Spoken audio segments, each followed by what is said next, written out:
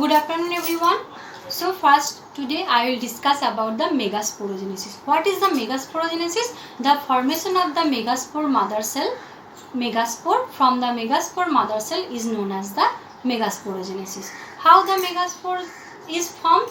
Previous day I will discuss about the pictures of the female ovule. You know that there is the two end, micropylar end and the chalazal end, and this female ovule helps in the formation of the megaspore. So all the female embryo sac or gametophyte, you know that embedded with the nucellus. Nucellus is the composed of the cell that stored food, give the nourishment to the embryo sac. You know that the micropylar end, there is a opening is present. This micropylar end, the nucellus of the micropylar end, the hypodermal layer of the nucellus. Hypodermal layer means just beneath the epidermal layer, that is known as the hypodermal layer. So hypodermal layer of the nucellus of the at the micropylar end, not the chalazal end. Okay, the which part is present at the micropylar end, that transferred into the archisporial cell. Archisporial cell means the cell or group of cell from where mother cell is formed, because megaspore mother cell is formed, so that's why this cell is known transferred into the archisporia cell. So what happened first? The hypodermal of the nucellus at the micropylar end transferred into the archisporial cell. This archisporial cell undergoes division. They start to divide and form two types of the cell: primary parietal cell and primary sporogenous cell. Okay, so first the nucellus at the micropylar end undergoes division. This divided into the two cell, primary parietal cell, primary sporogenous cell. Primary parietal cell undergoes mitosis division or may not be, but the sporogenous cell act as the megaspore mother cell. This sporogenous cell undergoes meiosis division and form 4 number of the haploid megaspore cell. Okay, and then 4 number of haploid cell, and these 3 will be degenerated, and the megaspore cell, porogenous cell that present towards the chalazal end, this converted into the megaspore. Okay, this process known as the megasporogenesis. So first one, you know that the primary parietal cell that present at towards the micropylar end, and second one is the primary sporogenous cell. So primary parietal cell remain constant, and this sporogenous cell undergoes meiosis division, and they form 1, 2, 3, 4 tetrad linear cell. So total 5 cells are present, primary parietal and 4 sporogenous cells. Okay, this sporogenous cell, because this one is the micropylar end, obviously the opposite is the chalazal end, so the upper part will be degenerated, and only the sporogenous cell that present towards the chalazal end that's become active, and that converted into the female gametophyte. This process known as the megasporogenesis. So in the hypodermal region of the nucellus towards the micropylar end develops into the primary archisporious cell. It grows in size and developed a prominent nucleus. Obviously nucleus must be present because that is the living cell, and primary parietal cell may divide 1 or more times, and the primary sporogenous cell continuously function early megaspore mother cell or megasporocyte. Megaspore mother cell undergo meiosis and forms a linear tetrad of 4 haploid megaspore. The process of meiotic formation of haploid megaspore formation diploid megaspore mother cell is called megasporogenesis. Commonly the chalazal megaspore remain functional while the 3 degenerated. Okay, so you can see in this picture there is the nucellus present at the micropylar end. This transfer into the archisporia cell. This is the part, okay, nucellus part.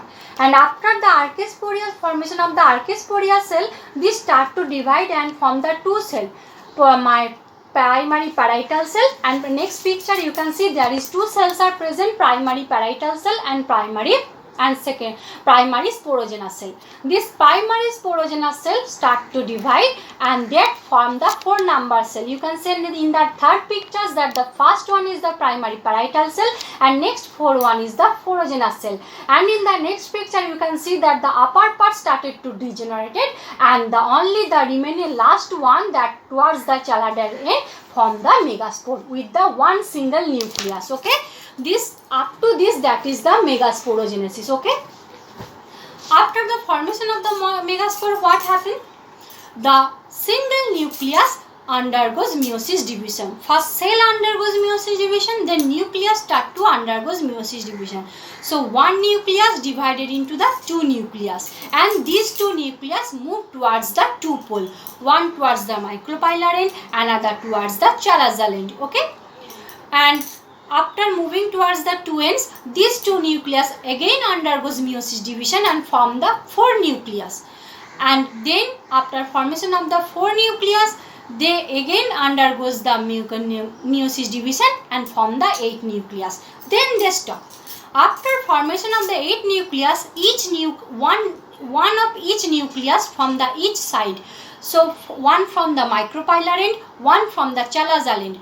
Both these two cells nucleus are present at the central part, that is known as the central cell, and these two nucleus is known as the polar nuclei because they are coming from the two pole and they present at the central part, that is polar nuclei. So how the atlas the female gametophyte is looking like? 3 cell at the chalazal end, 3 cell at the micropylar end, and in the middle or the center part there is 2 cells are present. So this is the total development of the female gametophyte. So after formation of one single nucleus, you can see that there is 2 nucleus is formed. After that there is 4 nucleus is formed, and there is 8 nucleus is formed, and from after that there is 2 nucleus come at the center part of the cell and form at last form the female gametophyte. This total process is known as the megasporogenesis. And after formation of the female gametophyte, how it is looking like? A mature female gametophyte, this type of the cell. You can see that there is a 3 cells are present. They are same at the chalazal end, that is known as the antipodal cell. There are 2 cells are present at the center with the 2 nuclei, that is known as the polar nuclei. And after that there is the 2 large number of the cells are present, that is known as the synergies, and at the top there is the small cells are present, that is known as the egg cells or oosphere. Okay, so these are the structure of the micropylar end. So how it is looking like after formation the female gametophyte? 8 nuclei, 7 cell, because the central cell contain 2 nucleus. 8 nuclei, the chalazal end that contain the 3 same type of the cells with single nucleus, that is known as the antipodal cells. After that 2 nucleus coming from the each end, they are gathered at the center part, that is known as the polar nuclei, and this cell is known as the central cell. So 3 plus 1 cell, but 3 plus 2 nucleus. Okay, and after that there is the synergies are present, that is the micropylar end. There is 3 cells also present, but they have different name. 2 cells are known as the synergies, they are large in size, and 1 small cells are present, they are egg, where ovum is present. Synergies egg apparatus may be contain filiform apparatus or not, but the synergies must contain filiform apparatus. This synergist is known as the cooperative cells or help cell, because the pollen tube enter through the filiform apparatus and helps to reach the male gamete towards the egg. Okay, clear the structure of the female gametophyte. Now pollination. What is the pollination? You know that the mechanism or transfer of the pollen grain from the anther to the stigma of the maybe the same flower, maybe the another flower. This process is known as the pollination. So the process by which the pollen grains from the anther to the stigma of the flower is known as the pollination. Pollination, 2 types. And different kinds of pollination are present, and different types of pollinating agents are also present, because you know that pollen grains are immobile, they cannot move themselves. So that's why there must be some external agents are present, that may be living, that may be non living. This type of the agents are present, that is known as the pollinating agent. Biotic agents, abiotic agents. So first the types or kinds of the pollination, 2 types. Self-pollination and cross-pollination. Self-pollination means pollination occurs within the same flower, but the different flower within the same plant. In the same plant, some plant flower contain the male and female reproductive part in a single flower. must self-pollination occur. Some plant, cucumber, papaya, you can say that they are male and female both flower are present in the same plant. So they are also self-pollination occur. But in the cases of the cross-pollination, flower and plant must be totally different. Okay. So two types of the pollination, self-pollination and cross-pollination. Self-pollination two types, autogamous and geitonogamy. Autogamy means, auto means self, gamous means marriage. So self marriage, when the male and female reproductive part are present within the same flower, that is known as the autogamy. Geitonogamous, geiton means neighbor, flower is present very close. Okay, so that is known as the geitonogamy. And the self pollination, that is the autogamy, this pollination are three types. Homogamy or chiasmogamous. Chiasmogamous means open flower. Clistogamy or closed flower, and bud pollination. Okay. So pollination, first one, you can divide the pollination two types, self pollination and cross pollination. Self pollination two types, autogamy, geitonogamy. Autogamy three types, homogamy or chiasmogamy, clistogamy and bud pollination. What is homogamy or chiasmogamy? Open flower. Homogamy means the male and female flower, the flower is the open, so the pollination occurs. Clistogamy means flower always closed, they only want to do the self pollination, they prevent themselves from the cross pollination, because if it is open, the another anther may be mixed with this stigma. So that is clistogamy. And bud pollination means the pollination occurs within the flower at the bud stage, before maturing to the flower. The anther, before maturing to the bud, the anther and stigma get developed, and there is pollination occur. So types of the pollination clear. And next one is the cross pollination, that is another name also xenogamy or allogamy. Xenos means strange, allo means other. So when the pollination occurs with the stranger, other plant, other flower, that is known as the cross pollination. So pollination, the types of the pollination, self pollination and cross pollination. Self pollination two types, autogamy and geitonogamy. Autogamy three types, chiasmogamy, clistogamy, bud pollination. Clear? Next I move to the pollinating agents. You know that so many external agents are present for transferring the pollen grain to the stigma. So there are so many living and non-living pollinating agents are present. Living pollinating agent is known as the biotic. Non-living present known as the abiotic. So living is known as the biotic, means they are wind, air. They are abiotic, non-living. Biotic, so many insects, birds, they are helps in the pollination, that is known as the biotic agent. So abiotic agent, anemophily. Anemophily means when the pollination occurs through the wind. Anemos means wind or air. When the pollination occurs through the air or wind, that is known as the anemophily. Example, wheat, maize.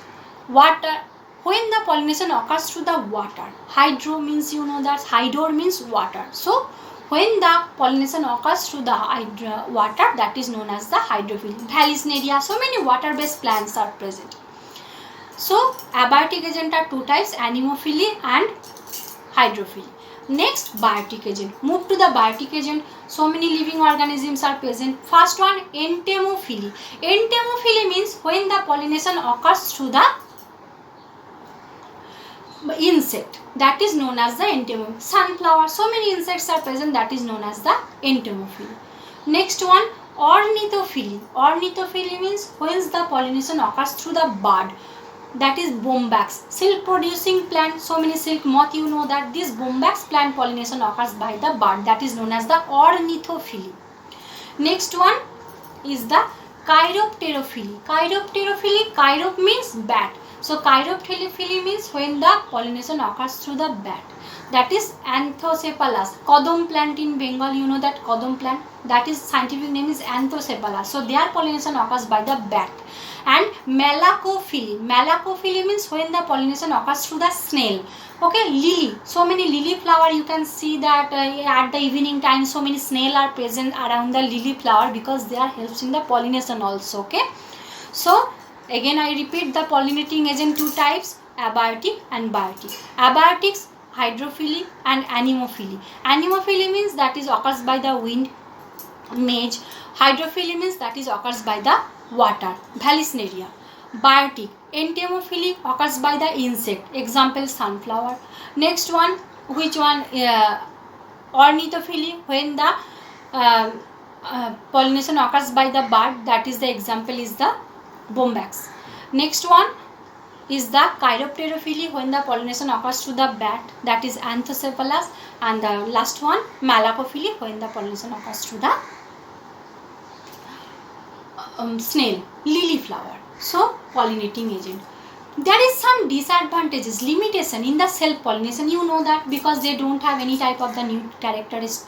They are disease prone, they have less immunity. So that's why immunity power. So that's why human and plants, they also always want to do the cross-pollination to get the better result, get the desired yield. Okay. So that's why human can also get, because some plant may be good producer, some plants have the good immunity power. So you can mix them at their anther and pollen grain, and you can get the desired plant. So this artificial process of the pollination is known as the artificial hybridization. So pollination, three types: self pollination, cross pollination, artificial hybridization. How artificial hybridization occurs? The cross pollination that occurs by the human, that must cross pollination, not the same self pollination. Artificial hybridization occurs by the emasculation and bagging. These two are very short question, important short question. What is emasculation? What is bagging? So before maturing to the anther, because you know that when the anther and stigma both are present in the same, when the flower start to bud in the bud condition, you have to remove the anther part by the forceps. This is known as the emasculation. So the process by which the anther, because the anther, if they are the present in the same flower, so you can get the same plant. So that's why you have, before the fertilization, you have to remove the anther part by the forceps. That is known as the emasculation. Now the stigma, you can protect this stigma from the mixing with the other anther. So you can protect them by the bag, plastic, anything, so they cannot get mixed with the another anther. So this process known as the bagging. So when the bagging is occur, and after maturation of the anther of the desired plant, from which plant you get the anther and you want to mix them, so you can get the anther and you just spread them on the stigma and again cover them. And when they mature, the fertilization occur and you can get the desired plants. Okay, this is known as the artificial hybridization. Some plants contain only the female flower, some plant contain only the male flower. So there is no need to do the emasculation, only bagging process is completed. Okay.